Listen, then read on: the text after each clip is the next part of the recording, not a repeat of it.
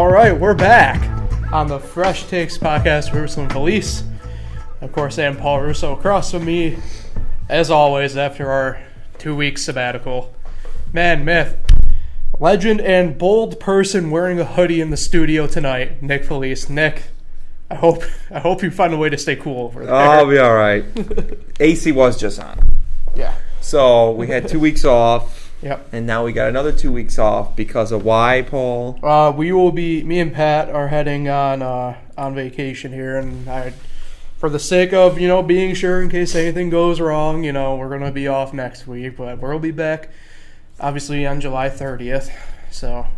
Enjoy. Thank you. We'll touch more on that July 30th episode later in the show, so. Yes. And we have a guest today. We do. It's our You have mentioned him earlier. monthly appearance by Brother Pat. He hasn't been on since the 100th episode. Or was it the 1 year? The 1 year, the 100th episode. Yeah, we're not at 100 yet. You should just change that to just straight up soccer expert. That was the joke I was going with, Pat. Not funny. Not funny. How you doing today, Pat? I'm great. I'm always good. How you guys doing? How's work? It's Nike. It's always wonderful. I can't complain about it ever. It's a great place to be. How's work with you? I'm not going to lie, guys. I'm already sweating pretty good. Well, then I'm it sounds right. like a personal problem. Me and my performance dry fit training shit over here is wonderful. Wow, and now he's selling us the product. What a So I great had to. employee. What a great employee. It's my job. So Stuff. European football expert, what does that mean? That means soccer? that means the Premier League. No, that's just like soccer. I was trying to be La funny with Liga. it. I don't think Paul's Bundes- joke's getting across to us. The Bundesliga. Bundesliga. Italian Series A. Italian Serie A. Try again. Whoa. My bad. You don't know your odd Rainbow D. Well, else Oh, we got? Paul, You what do we League got? One, League Two. We're just gonna Yeah, I don't know what the hell this happened there, but it may seem like we have a short amount of things to go through, but these are the main stuff. A lot of stuff to get to within the topics. We're going to discuss the women's national team winners of their second straight World Cup. Kawhi, we missed it, by about 4 days, but we finally have Kawhi's destination. It's LA. It's the Clippers. So we'll discuss a little bit of that. And obviously all the stuff within it because it's a lot of interesting things in there. And then the MLB has entered their second half. We'll discuss, obviously all the stuff going on there. Buyers, sellers, who's, real, who's fake, stat leaders, all that kind of fun stuff. And then our final fresh take of the night. All three of us got our own, so quite a lot of... You got one? I know. That's got one. Do you not remember what he told us? I'll be surprised. Save it for later. It's not a secret for us. It's a secret for the viewers and listeners. Save it for later. Okay. Pat's not being hostile, and it's kind of frightening me. So It's been a while for him. it has. I said we'll save it for later, man. But so without any further ado, I suppose Good thing we have Pat for this topic. we do right. because, like I said, the women's national team, they bring home the World Cup, defeating the Netherlands 2-0 in the Stanley in the World Cup final. Stanley Cup final. I need to go. I need to go to the penalty box for that one. I think you offended Pat over here. Yeah, you did comparing that ragtag sport to soccer. Whoa. Yeah, that's now on me. you just offended I just Paul admitted over that here. one's on me. Jeez. Sorry. 3 periods. That one was rough. It's... Making an even number. 2 halves or 4 quarters. What's this 3 periods? You want to know what? Sorry. Pat, I'm going to toss to you first. Obviously, all of the people right now in this room, obviously, you pay attention to soccer more than us. The most. You'll be able to break... Not just more, but... I feel like you'll obviously be able to break this down a little bit better than us. But it felt like this Netherlands team was better than probably what at least the average viewer probably gave them credit for. This Netherlands team is phenomenal. So this 2-0 score and how they got there, was it obviously 2-0 is close still nonetheless. Was it a closer game than what the score showed? Yes. I'll start off by saying that Megan Rapinoe PK 61st minute. Didn't really fully agree with it. I don't like their use of going back to the VAR They used that way too much. They overturned way too many ticky-tack calls in the box that turned into PKs that actually led, I believe it was Nigeria, led to their elimination out of the group stage when they were about to get a point and move on. It gave them a loss. In a situation, it's quite literally like any other review you have in sports. It needs to be clear, whatever, all that fun evidence, clear and concise evidence to overturn it, to have it be an obvious foul. Alex Morgan did get kicked. They said it was in the shoulder region. They said there was no play on the ball. I would have let it go because the United States still had a corner. That's just my look on it. That's my opinion on it. They used the VAR way too much. That being said, going into this World Cup, the Netherlands were dubbed the dark horse for very obvious reasons. They are young, they are fast, they are very tactical, as most European nations are. The United States deserves a lot of credit defensively. The one way you beat the Netherlands is you don't give them any free kicks, you don't give them any set pieces, you don't give them corners, any of that stuff. United States defense did a phenomenal job. I think the Netherlands only had one set piece, and the United States defended it perfectly. The Netherlands coming in, their team was taller than us. I would even go out and say their team was faster than us. That PK helped. Rose Lavelle's goal was phenomenal. That was a very good goal. FIFA-esque. Yeah, if you want to go FIFA-esque, you can go that way. Beat a defender, left foot right to the bottom corner on the ground. Goalie couldn't get to it. It was a great goal. That was the one that sealed it. But our women's national team is getting older. They don't have the same young firepower they had. Wambach obviously retired. She moved on. But they still had the firepower coming up with Lloyd, who is now moving on as well. Rapinoe, who will probably not be seen in the next World Cup unless it's like the Carly Lloyd scenario of she'll be coming off the bench last 10, 15 minutes just to give a spark, or is one of those send-offs. Same thing with Tobin Heath as well. Yeah, I'm going to be honest. This is going to piss off a lot of people. Love Alex Morgan. She's a great player. She gets way too much credit. That's actually a point I kind of wanted to bring up, not to cut you off, because a lot of credit is being shown to Alex Morgan and Megan Rapinoe, and you brought up how well that defense is, and I want to bring up how well their goalkeeping was with Alyssa. I hope I pronounced her name right. Nair. Yeah, I'm gonna throw this out there. She was phenomenal. She, like the England game, for instance. You brought up the VR situation. She stopped literally probably the game deciding moment in the 80th or 81st minute of that PK. And the first VAR moment came from an offsides call where they needed to zoom in to see like the stud of a cleat being offside. But what I'm talking about is like the media, at least most national media is paying attention to Alex Morgan and Megan Rapinoe right now. Right, and there's other reasons for them being the face of some stuff, and that's actually I'm going to touch on later. But for people the Netherlands has a very from like a playing like wise though. Well, here's the thing: the Netherlands has a very good defense, and so does England. So what I don't think many people realized was when Alex Morgan is pressured, or when she's just playing a halfway decent defense, her touches are terrible, her shots are terrible, and she can't get herself open. She can only score on an open net from 6 yards away. She had 2 or 3 opportunities in the finals, couldn't score. Tobin Heath, one-on-one the goalie 2 times, didn't even get a shot off. I don't know why. It's the World Cup finals. Obviously, you're playing the second best team that's left standing. 2-0 in the 70th minute, you have an open shot. You're not taking it. You're not going to try to definitely seal at that point. The women's defense, I want to take Myers Academy's offense for soccer. I hope they're listening to this. I want to put them up against that defense because that defense has more holes than Swiss cheese. They did good in the World Cup finals, but you could play that ball over them, through them, or around them. It didn't matter. That ball was getting through that defense, and they were going to get a shot. Nair was it was kind of like Tim Howard in his last World Cup. Goalie saved the day every single time. Megan Rapinoe played very good.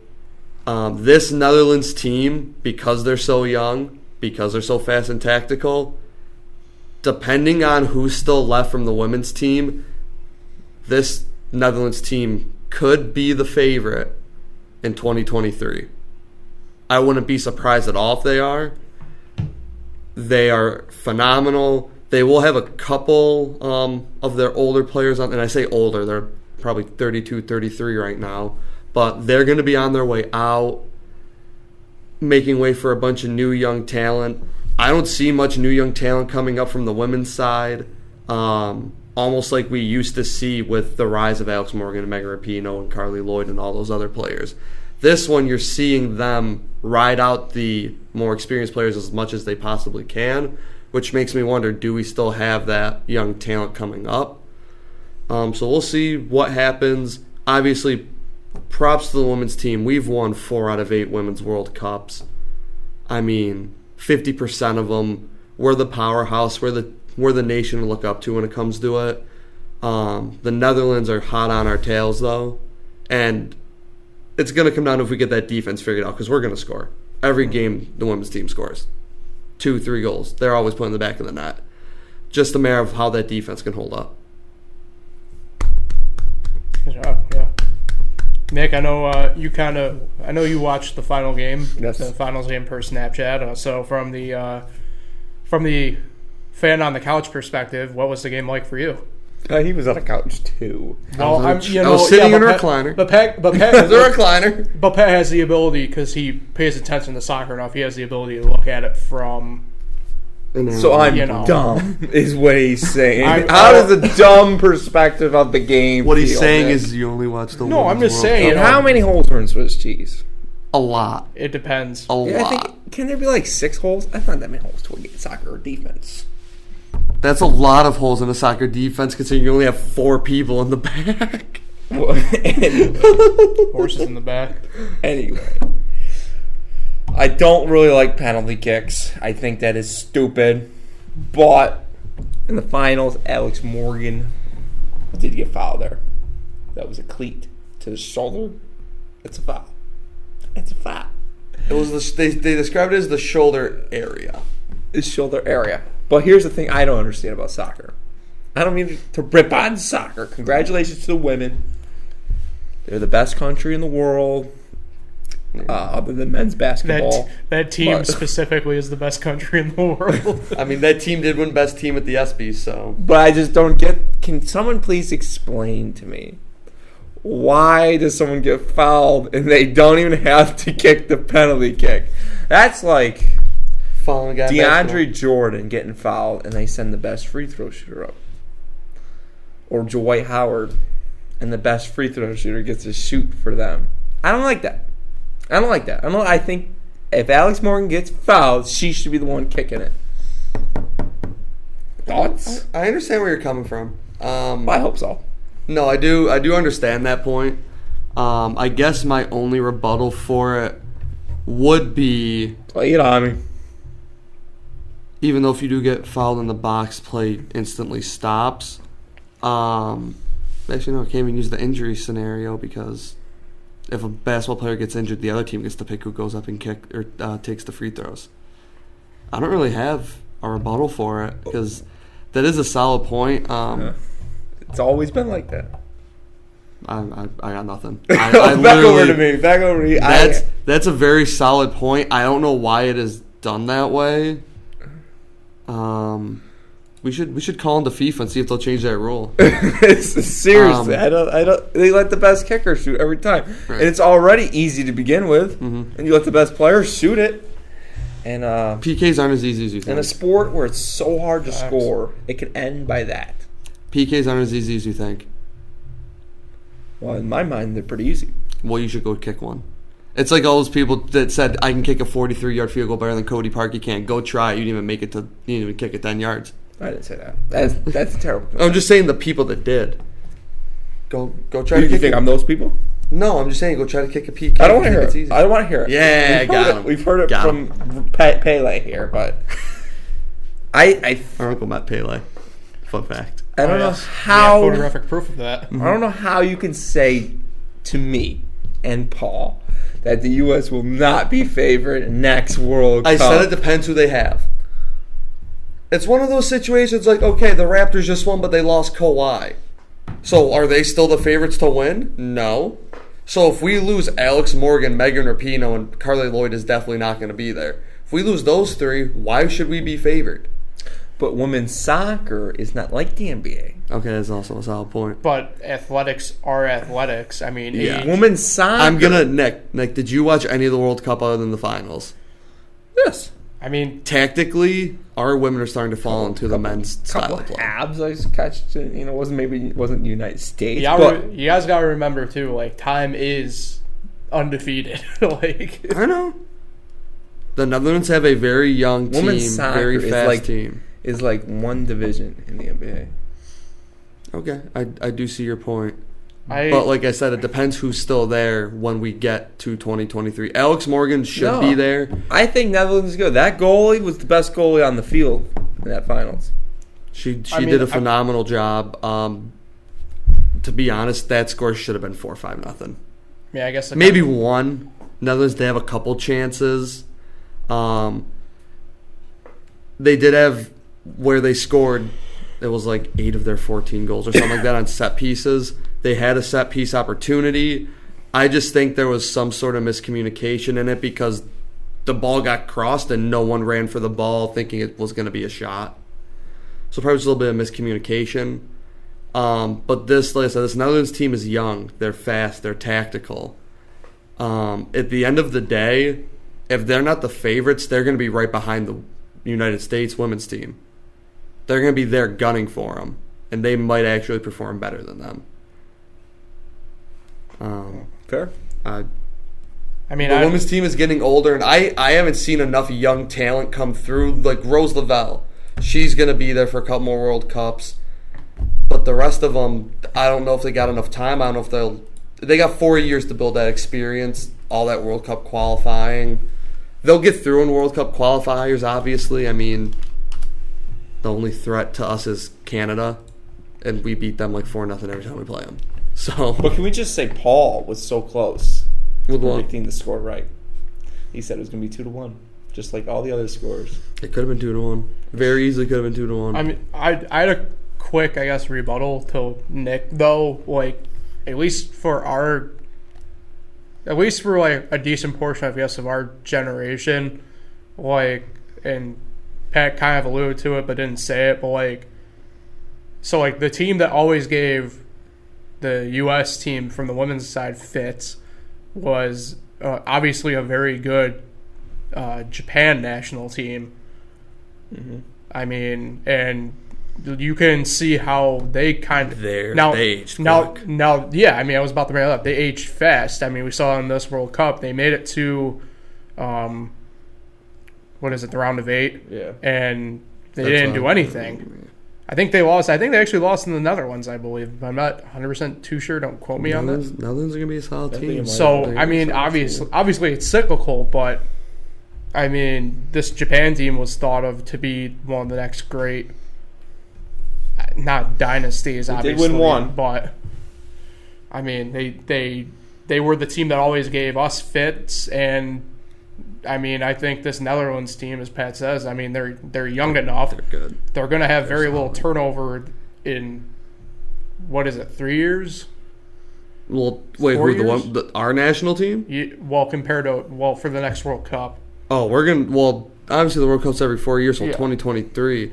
But So they'll have relatively little turnover compared we're to... going to have a high one. Alex our national Morgan. team. Actually, now I think about Alex Morgan and Megan Rapinoe might have that Carly Lloyd treatment where they only come off the bench because Morgan's going to be turning 34 during the next World Cup. Yeah. And Lloyd's, 34 right now? 35? I wouldn't be surprised if Rapinoe's... And they've ran Alex Morgan into Yeah. the ground. They don't sub her maybe once every year when she gets a sub. I mean, it's kind of coaching philosophy, So. I guess, at this point now. You know, It you'll is get what it is. you'll get previous coaches for the women's team. They've ran.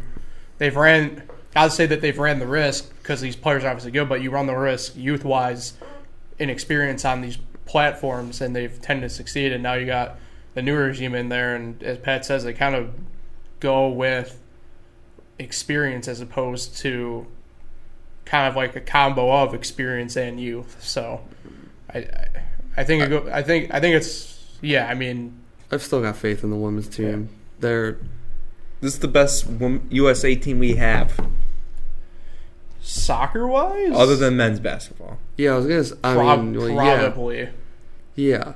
But this women's team, every year they're going to be in contention. I have no doubt that their training and all that other stuff, that they will get those younger players ready. It's just a matter of their first World Cup in 2023. Are they going to be ready enough to carry that load to three-peat? Or are they going to just bomb out, and then in 2027 is when we see that group come into the, Carly Lloyd, Megan Rapinoe, Alex Morgan era, and see what they can do from there. Because back like 2015, unstoppable. No one was touching us. So we'll see. I will say one thing. Mm-hmm. What's her name? Press. She is going to be. She's one of the people that she's going to be Morgan's replacement. She'll be Alex Morgan's replacement. She already beat Alex Morgan out. She's the best looking one on the team. But I was going to say she's a very. But I'm a big Carly Lloyd fan. Player. Something about her. But that's it for me. That's all I got. What's her name? Christian Press? Is it Christian or Kristen? Gotta be Kristen. I'm going to go Kristen Press. Kirsten? I don't know. She's going to be a very good forward. She's probably going to be the at least offensive leader of that team in the next World Cup and in qualifiers. They just are doing a 2-forward attack there with Morgan and Press. Well, thanks for coming on the show, Pat. All right, thanks. I'll see you guys August, whatever. Have a good night. Solid first topic, boys. I enjoyed that. I'm just kidding. I'm still here. So, oh, God. We'll move on to the second topic now. We'll get a move on. Kawhi signs with the Clippers. I guess, somewhat right in this regard, too. I said it was either there or Toronto. If you asked Chris Broussard, he was going to the Lakers hands down. But, this is now a very interesting team to watch with Kawhi. And then, obviously, probably the bigger piece in this is the trade for Paul George. So I got two perennial, obviously all-stars, first-team candidates, obviously probably Hall of Famers. This team all of a sudden becomes probably the favorites out west, I'd say. Best defensive team in the league. Certainly best defensive team. I think this is a team that is the ultimate now combo of all-star, like that all-star flash and that grit and grind kind of. You got obviously Kawhi and Paul George, but now alongside him you got Pat Beverly, who ultimate thorn in your side guy that you want on your team. But also a dirty player. Yeah. Definitely throwing that in there. But he'll get suspended twice this year. A lot of key things, a lot of key pieces in this deal. Obviously, the Hall that Oklahoma City got back, 5 first-round picks, 2 of which that they can move around at their own choosing. Paul George will become a free agent in 2021. Kawhi has an opt-out in his contract for that, so they can both enter free agency together and go probably wherever together again. So there's a lot of flexibility there. Jerry West gets it done again in a third team now. Moves from the Lakers as an executive to Golden State as an executive. Built obviously both of those teams, Kobe and Shaq teams / Kobe and Pau teams, to obviously the Splash Brothers dynasty, as we can call it for sure now. And has been now in the Clippers organization for about 1.5 years, almost pushing 2 years here, coming up, and is finally starting to make moves there. Kind of sculpting this team out to his own vision. So a lot of interesting stuff there. Obviously, Doc Rivers gets back into the game with all-star caliber players. He hasn't had that pretty much in a full year now. So this Clippers team kind of has all the right ingredients to make that move should they be able to replace, I guess, Golden State here, kind of, with their two people now probably more than likely all year being Steph Curry and D'Angelo Russell. Of course, now there's obviously other pieces. Obviously, Houston getting Russell Westbrook in a trade, shipping Chris Paul to Oklahoma City. So the West has now become the Wild West for sure. Not to mention, obviously, the Lakers with LeBron and Anthony Davis. So you got about, what is it now? You got 4 teams kind of with these two stars and a bunch of other guys around them. But then you still got teams like Portland and Denver and Utah. They got 2 Portland's stars got 2 building. stars. Huh? Yeah, Portland's got 2 stars. Yeah, but they're more... Not to downgrade them, but they're closer to their counterparts than the other guys are. As much as I love Damian Lillard. Does Washington have 2 stars? So, anyway, not for long. Not to get too off track, obviously, with that. But, what were your guys' thoughts, obviously, with Kawhi? Because he kind of went about it in silence. Well, that's the typical Kawhi way. But, first of all, doing good with the sweatshirt on. God, I'm sweating. Good to know. I'm sweating like crazy. Actually, thank you for that update. I was a little concerned. I'm sweating like crazy over here. Well, they are a very good defensive team. My shirt may come off at some point. Won't give us a forewarning. Yeah, the West is the wild, wild West. But if you're an Oklahoma City Thunder fan, yes, they sure do get a lot of first-round draft picks. See you in 2026. But when you get all these picks when the draft just happened, how can you get excited? Like you have to wait a whole year just to get another draft, and that's not even all the picks. And they got a Chris Paul who it's going to be miserable. They said they're going to flip him though. At least they're trying to flip him. Flip him where? To whoever will take him. Yeah, because he will be miserable. Somebody's going to have to get pretty good. They're going to have to get a pretty decent portion. And then other than Steven Adams and Chris Paul, can you name 3 players on the Thunder? Andre Roberson. I don't even know if that's his name. But what is it? Andre Roberson? Yeah, it's Andre Roberson. Abrines. Dennis Schroeder's still there. Yep. Abrinas. And Alex Abrinas. There you go. There's 3. Okay, thanks. Thanks for wasting. Shout out 2K. 26. Yeah, 20 seconds of your life. Steven Adams. He said other than Steven Adams. Yeah. I thought he said other than. Okay, never mind. Yeah, but yeah. I mean, it's not good for the Thunder. Rockets. Are we liking? I know it's mostly about Kawhi and the Clippers. They're going to be good. They got a great coach. Just trying to get you along with the Clippers. They got the best defensive team in the league. They'll be fine. It's wild, okay. So who knows who's going to win the title. But are we liking the Rockets? I think there's just too much craziness there. One guy likes to shoot 60 times a game. Other guy likes to go 100 miles an hour a game. And it's 2 ball down. It is nuts, though, that we have 2 guys that were going for the MVP just 2 years ago. On the same team. And on former team. On a former team as well. It used to be team. I think it's going to be a mess in Houston. But it's not going to be the bigger mess in L.A. Which L.A.? Lakers. Mm-hmm. That's a mess. That's another story. You get Anthony Davis out or LeBron now, it's going to be a mess. Mm-hmm. They could miss the playoffs, and it's going to be disaster. If they miss the playoffs, then everyone on the Lakers might die. But we're talking about Kawhi. Mm-hmm. He's another guy that doesn't play the whole year. Doesn't have to. Paul George. He did do all right with the injury this year. Didn't get too hurt.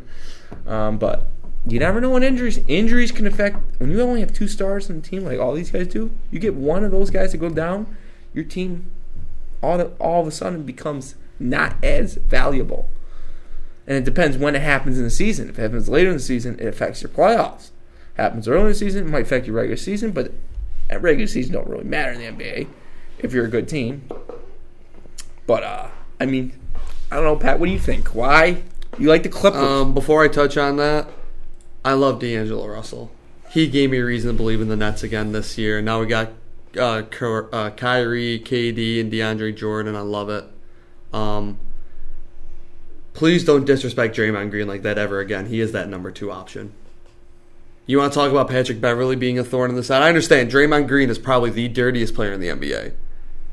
But he's a thorn in your side. Over Grayson Allen? He's definitely still a dirtier player than Grayson Allen. Grayson Allen's only had one incident in the NBA, right? And that was during the Summer League. Wow. Are you talking about the one this past summer? That happened like 3 days ago. Yeah. That was kind of like a multiple thing that ended up spilling over again. Okay, so anyways, my point of it is Draymond Green, I feel like is always discussed about for the defensive player of the year, and not a single person realizes he is the glue guy for Golden State. I understand they need the Splash Brothers, but you lose Draymond, that team doesn't win. I say they go under 500 if they lose Draymond.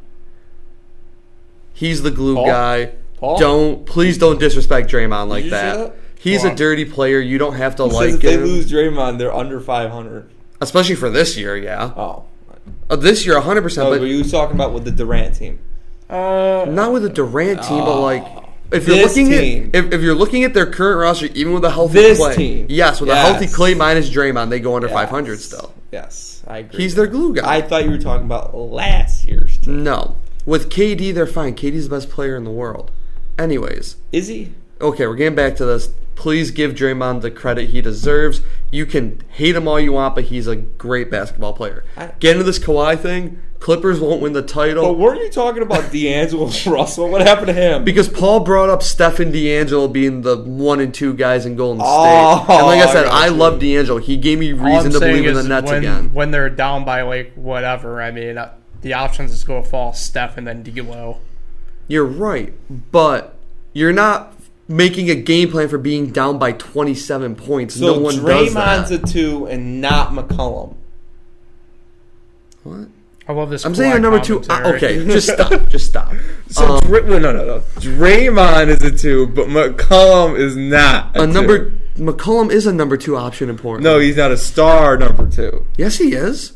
Who do you think the 2 stars in Portland I was talking about were? Oh, that's right. Paul didn't think he was. Yeah, I was gonna say. Paul, who's about? Stop. Can we talk? Can you let me talk about Kawhi? Sure. Okay. I mean, you're the one who went down that path. So the Clippers won't win the title this year. It's gonna be the same reason why the Heat didn't win it the first year with LeBron, Wade, and Bosh, because that was a better team than this Clippers team. They don't have the chemistry to get it done when it matters. That being said, the West is still wide open. You can just pull a name out of a hat at this point to see who's going to come out of the West. Who knows? The Kings might do it. We're not doing that. We're playing out. No chance the Lakers make it, please. It's a 1 in 15 chance. You really think we're pulling Okay, we won't do that then. Even if it gives the Kings a shot, no. We're not giving them a chance.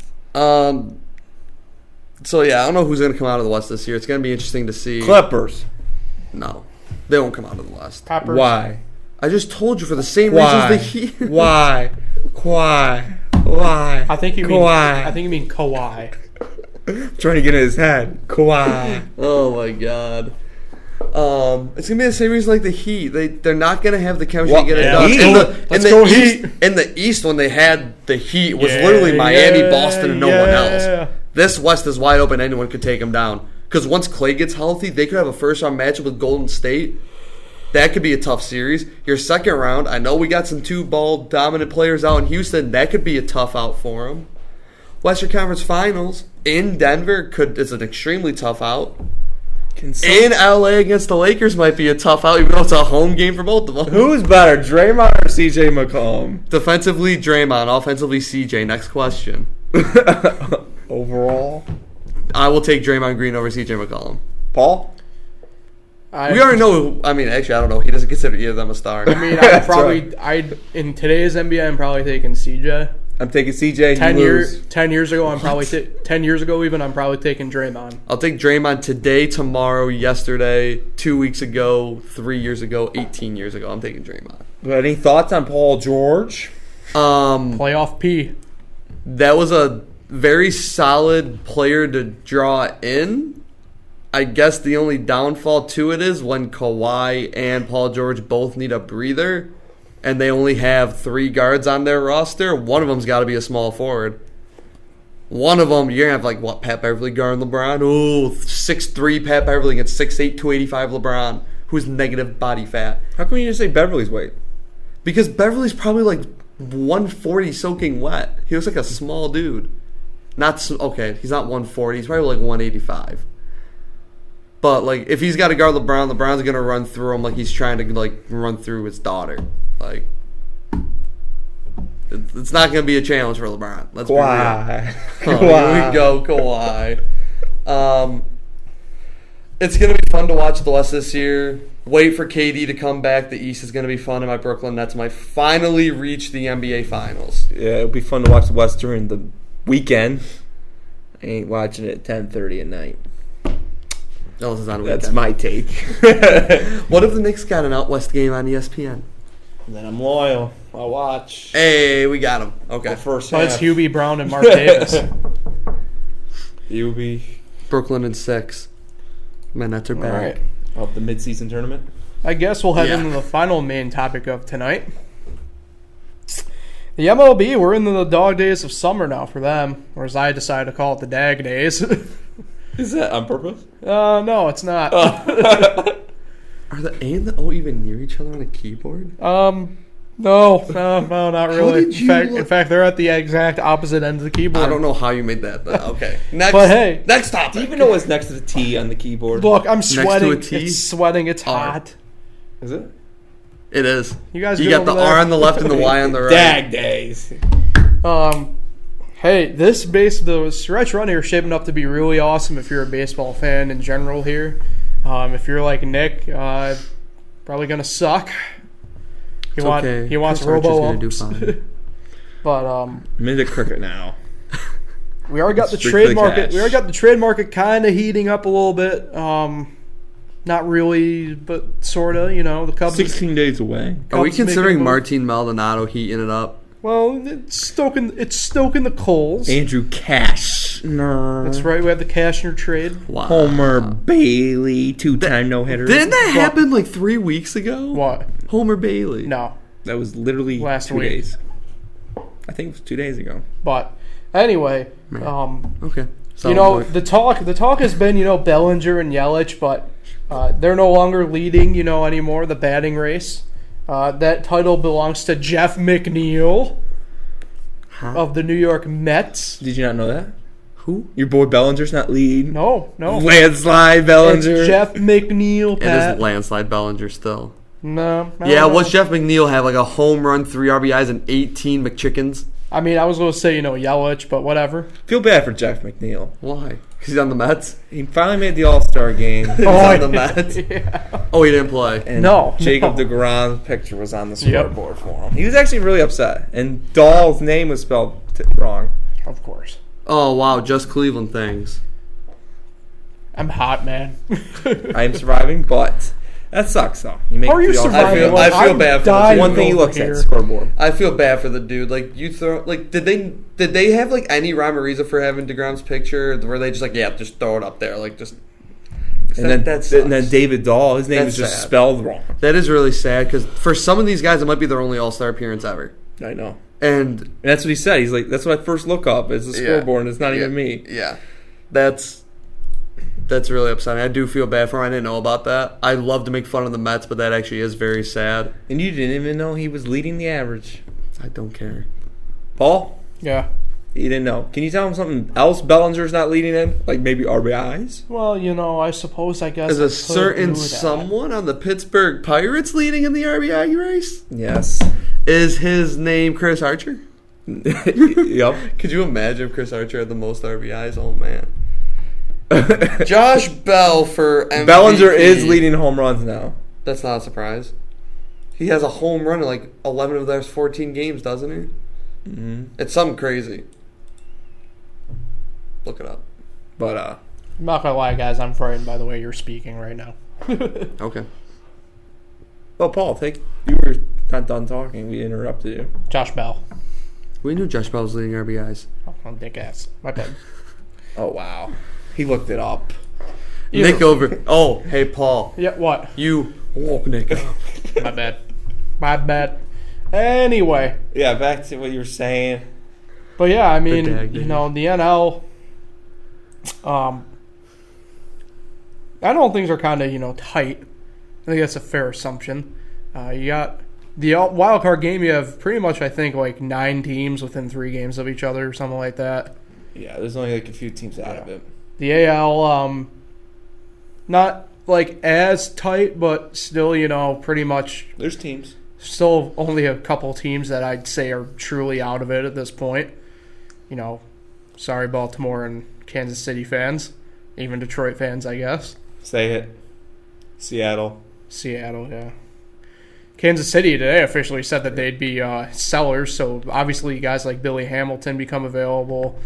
Obviously. Whit Merrifield? Oh, yeah. Let me take Billy I don't Hamilton know. to pinch run in the 9th inning for me. I don't know 'cause if that's always Whit good will be for him. available only because they signed him to the extension this offseason. They better not trade him. Well, if they trade him to the Pirates. Ian Kennedy Well, is then going to be available. But, I We mean, don't need him. this ought to be interesting because you're going to have a lot of people, especially on the NL side, buying in. So you're going to see a lot of, I guess, high prices for players this year. I know, like, for instance, the Mets, they're looking like they'll probably be selling at the deadline. Shocker. They got scouts pretty much going everywhere looking at literally top 5 prospects for each team. So that goes to show what I think this deadline will be like. You will see, the pipeline guys getting dealt this deadline because just the way you look at teams and you look at players who will be selling it on the move. Obviously, a lot of people are pointing at the Giants saying Bumgarner's going to be dealt. He's the biggest name out there. We're not. Well, I don't know if he's so much the I think biggest. he's that type of guy like Verlander. If people were comparing him to Verlander, you in the later years in Detroit, you thought his career was fading off. Well, that's because Verlander was dogging it. And he goes to Houston, and he's rejuvenated his entire career and is an elite pitcher. I think if Bumgarner goes to a contender, he will be that elite pitcher he was years ago. Your thoughts? On Bumgarner, just in general. Bumgarner. I think regardless of where he goes, it's the beginning of the end. Because they've thrown his name around with like the Yankees. I don't really want That's a short Bumgarner. portion. He's getting hit. The AL has the American League. The lineups are loaded. You're throwing 2-3 times a month at Yankee Stadium. He's gonna get tatted there, man. The Yankees also have a plethora of left-handed arms, starting Well, I mean, wise. Yeah, but Bumgarner can come out of the bullpen when need be. He's not going to want that, though. To win a ring? You don't think he would? No. The dude's too much of an egomaniac. He does have a big ego. I would take Bumgarner. I mean, I'd take him, but as long as he's okay with moving to the bullpen. I don't know. You asked me a month ago, I would have told you Scherzer was going to be the biggest name on the market, and all of a sudden the Nationals had the second best record in June at what was it, They're in like the playoffs 20-9 now, or some absurd record like that. So. I would not move. I wouldn't move Scherzer unless I'm getting like the other team's top 2 prospects or their top player in their top. Would you trade Scherzer for Mike Trout? If I'm the Angels, God no. If I'm the Nationals, hell yes. Why not even ask? The best position player in baseball. Putting him in the outfield with 2 other The young studs. analytics disagree. The analytics agree with Trout being the best player in baseball. Speaking of, we're talking about the Dag days. Yeah? Does Trout win MVP? Yes. Who else in the American League has got him right now? Even on that terrible... DJ LeMahieu. Actually, Angels been playing better, but... Yeah, but they're going to sit down and look and be like, so what's going to be better for baseball? If Trout wins another MVP or if DJ LeMahieu gets it? So we'll give it to Trout, who was on another losing team, and... I'm not disagreeing with those statements at all, but you want to use like a losing team argument, I guarantee you can go through and at least once a year there's probably an MVP from a losing team. Yeah, but you look at the Yankees, like the way their season's played out so far. Like LeMahieu's been consistent all year. Like if he's not on that team, what is that team? I'm not disagreeing. He's helped out with the injuries. I'm not disagreeing with that Stepped statement, up. but Yeah. where would the Angels be without Trout? Same spot, probably. No, they'd be even worse. Also, if we want to, so they go from 4th place in the division to 5th. if we want to be big difference. If we want to be technical with all this winning and losing, Jacob deGrom for Cy Young last year. He also had absurd stats though to back it up. Like I had a sub-2 ERA. But Mike Trout's stats are normal. He also played on a terrible Mets team. Yeah. So you're justifying DeGrom but not Trout. I'm not. I'm one of the guys who say I don't think it matters, but like DJ LeMahieu, I think deserves it over Trout. I just said Hold DeGrom on. didn't deserve it. Oh. I Excuse did me? because he was on a bad Mets team. Right. I'm throwing this out there. You can't sit there and say numbers or winning matters for a hitter but not for a pitcher. As a pitcher, your job is to win. Literally winning is one of the stats of pitching, not for hitting. Like to sit there and say, Trout doesn't deserve it because he's on a losing team. Well, what if he's the reason that they only have 65, 70 wins, which is the case most years for the Angels?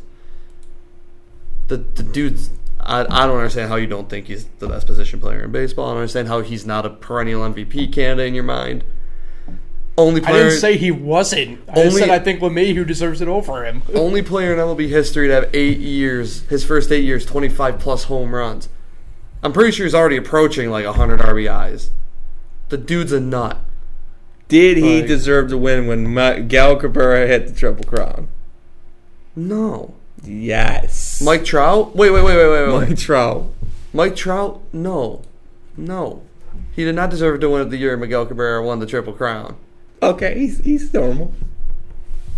I just want to see where you stand. It's about the numbers you have and the impact you have on your team. Now, okay, we're talking about the DAG days. Okay, back to the DAG days. On the baseball preview show, okay, the loyal fans know. Okay. Pat. Yes. Quote. Yes. The Houston Astros will finish in 5th place. End quote. Pat, your rebuttal. Not looking good. Oh, over there with Houston. Not looking good. Do you want me to call it the video evidence? Hold on. You're injured and you're still winning. I got nothing else to say. So congrats, you proved me wrong. Woohoo. Anyway, going back to that preview baseball what's show. Next? I didn't even know who I was going to pick in the World Series, but at the very end of it, I just threw out 2 team names. You want to know the 2 teams I threw out? The Cardinals and the Twins. Yeah. The Twins get there. I look like a genius. They get there. Look like a genius. So the Indians are coming back. Yeah, they are. So anyways, Yankees, Dodgers. We'll see you in October. So you think that's going to be the World Series? As long as both teams stay healthy, I don't see anything stopping either team from being in the World Series. And who are your 2 MVPs? It's going to kill me to change my NL pick. Who did I pick in the NL to begin with? I don't Bellinger. know. Did I pick Bellinger to begin with? Too. I don't know if he picked him on the show. I'm sticking with Trout for AL MVP. I mean, oh God, it's Pat, we knew that. You didn't even have to say it. It's gonna hurt me so much because I want to say Yelich, but I feel like Bellinger's gonna do something. It hurts me, but I think Yelich might go back to back. I really do. I think he might do it. It hurts. If Bellinger wins MVP, I'm gonna be even more mad. But so much for that landslide, huh?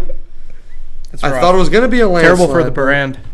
Well, we didn't even... I just wanted you to say... I wanted you to say Trout, and I wanted you to get rid of the landslide. We're not even making picks. I just made you make that. It's going to be Trout by a landslide still, not Bellinger. We're talking about the DAG days here, not the end of the... Not in October. Okay, the DAG days. Is there anything left for the DAG days? Not really, and in fact, I'm really hot over here. I'm doing all right. Like, I'm sweating still profusely. All right. It's been rough over here. Okay. So let's go into our final fresh take. We do have 3 of them. Well, we'll go to Pat first. All right. So Pat, all right. what's your final fresh take? Popped up right there.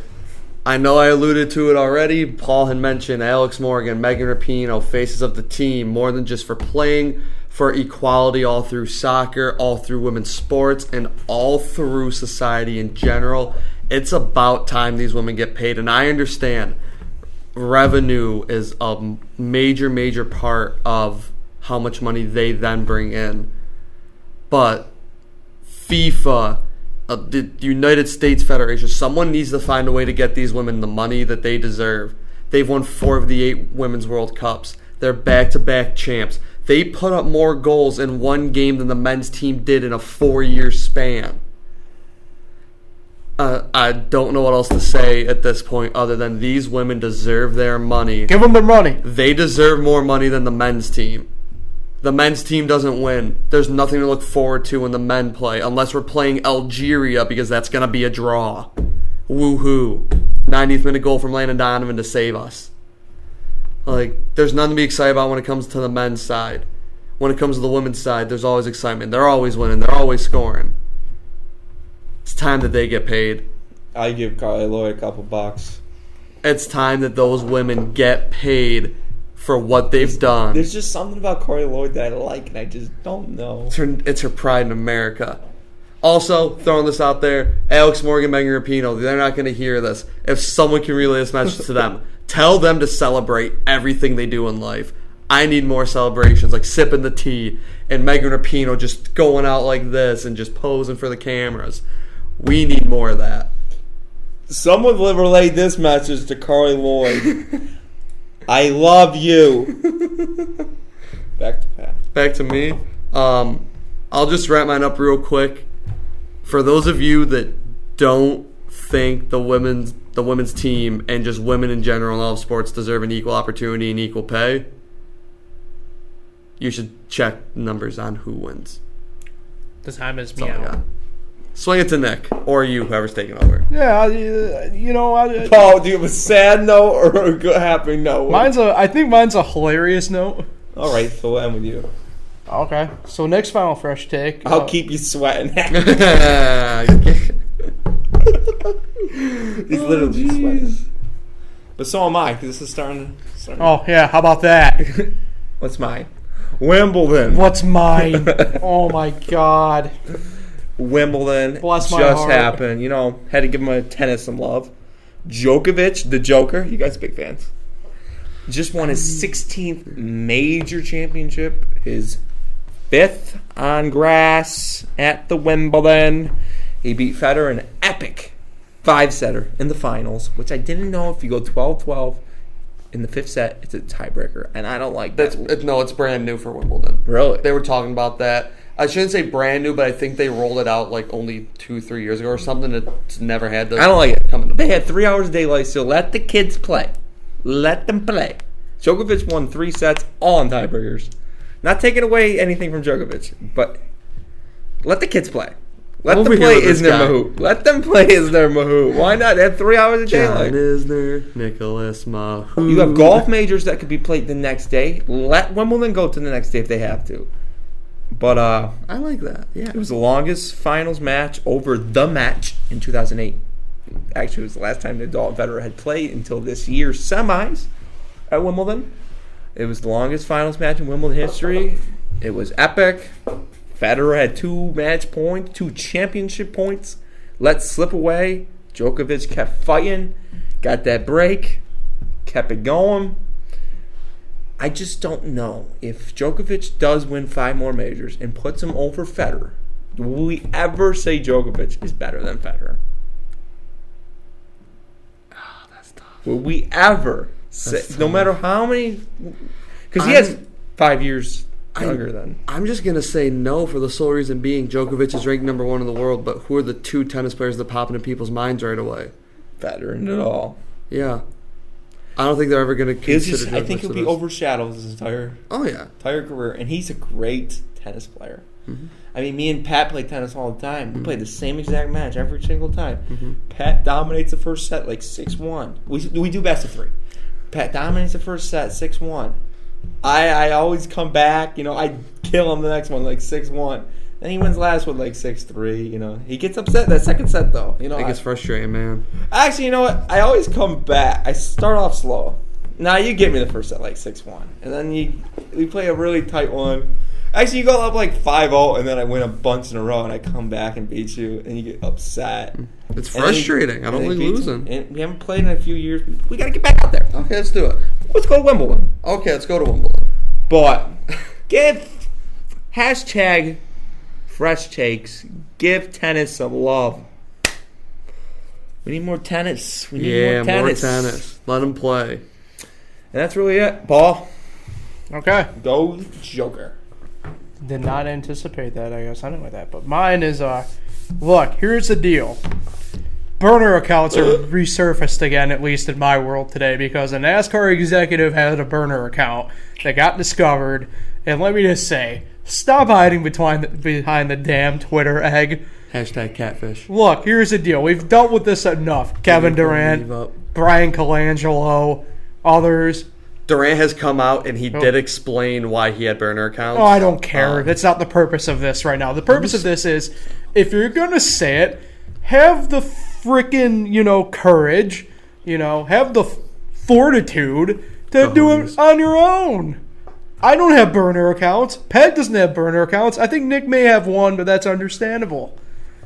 Look, Nick, he's if famous. you're gonna try and defend your own self, do it on your own account. Have some fortitude. Damn burner accounts, please. Like, we all know that freaking Andy freaking 7435 100635. We all know it ain't a real person. Spencer Dinwiddie doesn't care about burner accounts. He tweets right at people. That's what I'm getting at. No shame. Just be cool enough to have your own account. Cancer. Have your own My account. sixth man. That's all I got. Yeah, I love it. You hot? I'm sweating. He is definitely hot. I'm sweating. I am sweating. I've unbuttoned everything on my polo that I can. Like, it's friggin' hot. Mm-hmm. Fun fact. Fun fact. Fun fact. Fun fact. Wait, why am I chanting? I'm going to give him the fun fact. So, what some people may or may not know, about 3 weeks ago, the first colorway for Giannis's first ever signature shoe, the Zoom Freak 1 release, that was called the All Bros colorway. On Thursday of last week, the second colorway, just the very stereotypical black-white colorway came out. I think it was yesterday, colorway called Coming to America was released. So my fun fact for that, just this shoe in general, Giannis Antetokounmpo is the first ever internationally born player to have a signature basketball shoe with Nike. First ever. If anyone listening has about 5 to 10 minutes at some point, I would highly recommend reading up on the design of the shoe. It's very interesting to see all of the aspect of his family and all that stuff. They just intertwine that perfectly with the shoe. It's a great shoe. Sling it over to Nick. Fun fact. Get a shout out. I did see, I'm sorry to be giving fun facts, but I did see Thynis videotaped his first ever bucket in the NBA with the Knicks. It was at that game. And now he's a Buck with his brother. He did it against the Heat. Who are you shouting out? I am shouting out Joe's Hot. Yeah! I saw on Facebook that was Joe's Hot's birthdays in Seneca Falls. R.I.P. They've been gone for a few years now. We need it back. It was the best food around. Best thing to put in your mouth at 2 a.m. Yeah, it's past 2 a.m. It was good. There you go. But, I miss it. It ain't no Zuzus. it's better. Zuzu sucks. Zuzus was terrible. Hey, you respect the legend that is Zuzus. I don't know what's there now. Nothing. Bees Cafe. Oh, Bees Cafe is there? Pretty good. I like Bees. Disrespect the name of Joe's Hot's right there with that. You do not like Bees Cafe. My bad. Joe's Hot, shout out. Hope you're doing well. You're not in Geneva anymore. I don't know where you are, but we'll find you. All right. Well, thanks, Pat, for coming on. Thanks for having me, guys. I'll be back soon in August. That's all I got. Nice. Check out the Zoom Freak 1, Nike.com. Well, this guy, give us Nike as a sponsor. I can try. I have no promises. You're in the commercial. I wish. Anyway, if you haven't, you should like, share, subscribe. Like I said, off next week, back on the 30th, with hopefully we have them pretty much booked. Andrew Lucchesi will be joining us on the pod. Explain who that is. He is our boy who has been in China for the past year. He goes from responding every minute of the day to going off the grid for the next 2 months. Anyway, so we might not hear from him. So hopefully Andrew will be on. If not, it will be me and Nick. Maybe we'll get Pat on again, depending upon. If you guys haven't, like, share, Just one. subscribe. I think I worked that day. Yeah, other than that, we'll catch you guys on July 30th here on the Paul's Fresh going home to Takes take a podcast. shower. Yes.